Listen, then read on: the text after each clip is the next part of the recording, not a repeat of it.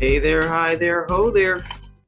We're going to get into this one. I'm going to try to read it pretty fast because I wanted to show you. I hope you guys are all familiar with who Apollos is, because the last video I did an epistle from him in the Holy 12. Now this one is from the Holy Megillah.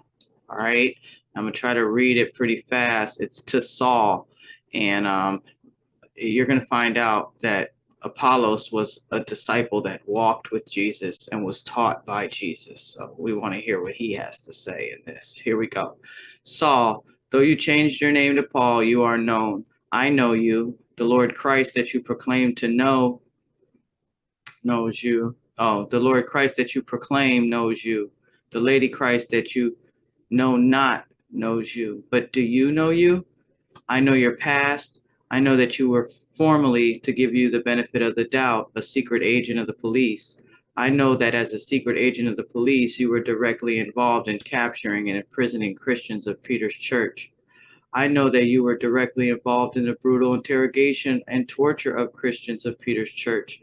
I know that you, by your word, even sometimes by stones tossed by your own hands, many Christians of Peter's church have been put to death for being Christians. Yea, Paul, I know your past. I know of your Roman citizenship. I know of your ties to the richest families of Rome and the very families that profit from this and many other military occupations on foreign lands. Saul, become Paul, I know that you claim to have renounced all of the above, and I know that you claim to be the most And I know that you now claim to be not only a Christian, but even the foremost leader of the Christians. Behold, I acknowledge that you have influenced many. I even acknowledge that your work may bring far more good than harm in the long run. For even your watered down version includes some true teachings of Yahshua. But I have concerns, grave concerns. First, know this: Peter's church was itself a schism off the true church of the Lord you claim to serve.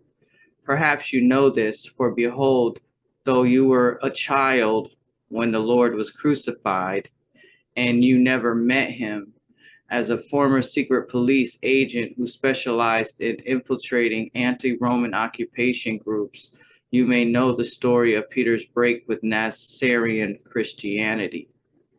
Did you guys hear what he said just here? That Paul was a child when the Lord was crucified. So, okay. You may know the story of Peter's break with Nasarean Christianity, but perhaps you don't know. Perhaps you do not know. For lo, by the time you were grown, Nasarean Christianity was nearly extinct in this land, and Peter's church was the perceived threat to both the Sanhedrin, the Aaronite Leadership Council, and Rome. The Nazareans were nearly extinct for two reasons. The first reason is that our movement was hit harder than usual, both by the Sanhedrin and the Romans for 10 long years after the crucifixion. Having crucified the perceived Nazarean ringleader, Yahshua, both the Sanhedrin and the Romans allocated resources to a 10-year mop-up operation hoping to wipe out Yahshua's movement. Secondly, most in this land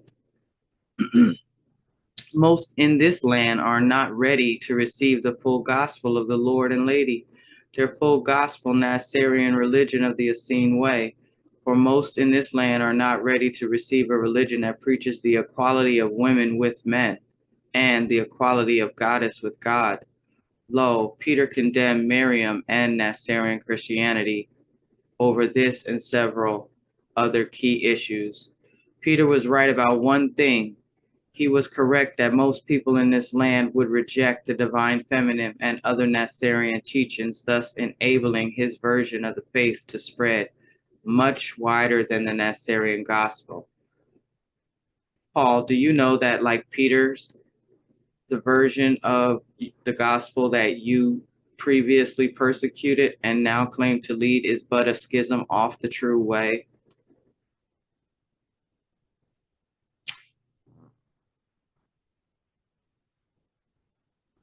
For lo, not only do you follow Peter in his error of rejecting the divine feminine and the right of women to equality and the priesthood, but you even go further in departure from the true way.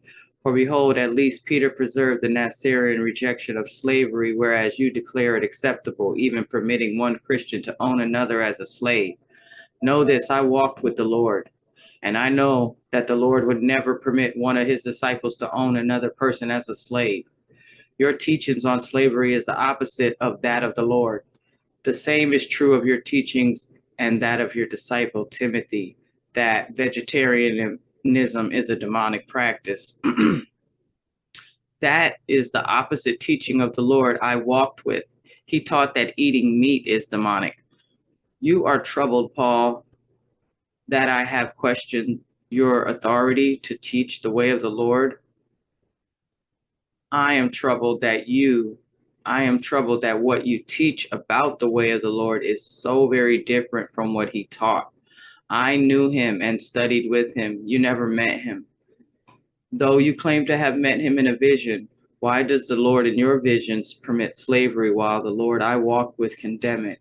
Yeshua and Miriam made vegetarianism a requirement to be baptized as their disciples in keeping with the Nasarean way. The Christ of your supposed vision permits even the eating of animals sacrificed to idols. And though the Lord appointed his wife Miriam to be his successor, and though he upheld the equality of women in all things, the Christ of your vision declares that women may not even speak in church and forbids them from the priesthood. Behold, I too have seen the Lord in visions, and I tell you truly, he has not watered down his gospel since his ascension. He still affirms the equality of women. Do you guys notice too? They don't call it like resurrection. They don't say, they call it ascension. Because something else happens when you, all right, I ain't gonna say nothing else. He still affirms the equality of women. This is it. I tell you truly, he has not watered down his gospel since his ascension. He still affirms the equality of women and their right to the priesthood. He still affirms the fleshless diet as a requirement of baptism. Whoa, that's a lot. And he still forbids his disciples to own slaves. Your disciple Timothy has asked me to meet him and debate these things. I have accepted the invitation, but preferred the word discussion over the word debate. I hereby ask that you attend and participate. If you are unable or unwilling to attend, I will meet with Timothy. Y'all know there's a book of Timothy or something in there, 1st and 2nd Timothy in the New Testament, King James. Paul, so Timothy was Paul's disciple. Did he call him that? Yeah. Now, when were people supposed to be having disciples? Was Paul Jesus? He had disciples? Wow. I didn't even hear it like that till just a second. Sorry. He said he would meet with Timothy, but he wanted Paul to be there. Paul, the Nasarean religion of the Essene way, has been persecuted to near extinction and is no threat to you. Your endorsement of slavery, flesh eating, and the dominance of women by men is much more popular in this age than the Nasarean doctrine, wherefore your numerical superiority seems assured. Rather than condemn you, I offer to teach you. I will teach you the actual true sayings and true gospel of the Lord you proclaim, if you are willing to learn them. I walked with him. I was trained by him. I stayed true to Miriam, his wife, and his appointed successor. When Peter and his followers rejected her, I am now an old man. I hereby offer to teach you the full gospel of the Lord and Lady. I make this offer in the names of Yeshua and Miriam, the Lord Christ and the Lady Christ. I am their servant, Apollos. Yeah, that was fresh, right? You see that? That was, oh man. This is a little postscript by the authorized scribe for the New Testament. Sarah Jalil, add this to Apollos' letter. The debate that Timothy had invited Apollos to participate in turned out to be a trap. The Pauline representatives, they can be called Saulites or Paulites, sorry. did not show up. Instead, they alerted the secret police that a Nasarean teacher wanted by the law would be at the agreed upon meeting place on a certain day and time. Apollos, having carefully scouted the meeting place prior to the meeting and noticing the secret police, escaped the area without being arrested. Right now, y'all see all of that, you guys.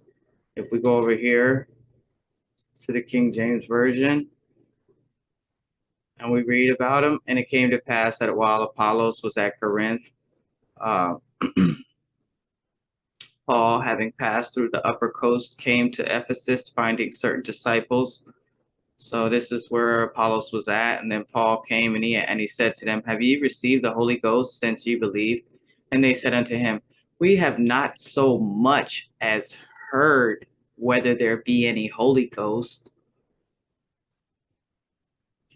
Can you imagine this Apollos from the letter we just read, the one who walked with Christ, studied with Christ, stayed true to Miriam, who was Christ's successor after the crucifixion, but Peter rejected her? Can you imagine if Apollos saying that they